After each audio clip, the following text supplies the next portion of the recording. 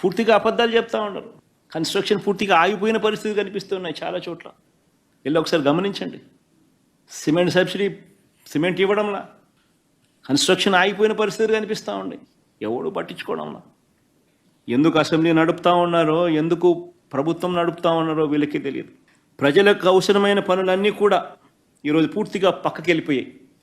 ఈరోజు రాష్ట్రంలో ఈరోజు ఎక్కడ చూసినా కూడా కనిపిస్తూ ఉన్నది ఏమిటి అని అంటే మాత్రం మాఫియా ముఠాలు కనిపిస్తూ ఉన్నాయి.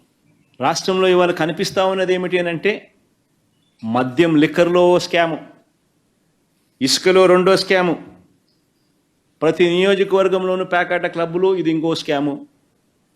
ఇవి కాక మీ ఇష్టం ఏ నియోజకవర్గమైనా తీసుకోండి, ఆ నియోజకవర్గంలో ఏ పరిశ్రమ ఉన్నా, ఏ కన్స్ట్రక్షన్ కార్యక్రమం జరుగుతూ ఉన్నా, ఆ నియోజకవర్గంలో ఏ మైనింగ్ యాక్టివిటీ జరుగుతూ ఉన్నా, ఎమ్మెల్యేల కప్పం కట్టకపోతే యాక్టివిటీ ముందుకు పోయేదే లేదు. మీ ఇష్టం ఏ నియోజకవర్గమైనా తీసుకోండి. ఈరోజు రాష్ట్రంలో ఉన్న పరిస్థితి లేదు. ఈరోజు పేపర్లో చూసిన అదాని వాళ్ళు ప్లాంట్ కడతా ఉంటే ఆశ్చర్యం. అది కూడా బీజేపీ ఎమ్మెల్యే, అంటే ఈ కూటమి ఎమ్మెల్యే చంద్రబాబు నాయుడు ప్రోద్బలంతో జరుగుతూ ఉన్నాయి. ఏం జరుగుతూ ఉంది అసలు ఈ రాష్ట్రంలో? నిజంగా స్కాముల ప్రభుత్వం, నాకింత నీకింత అని చెప్పి పంచుకుంటా ఉన్నారు. దోచుకోవడం, పంచుకోవడం.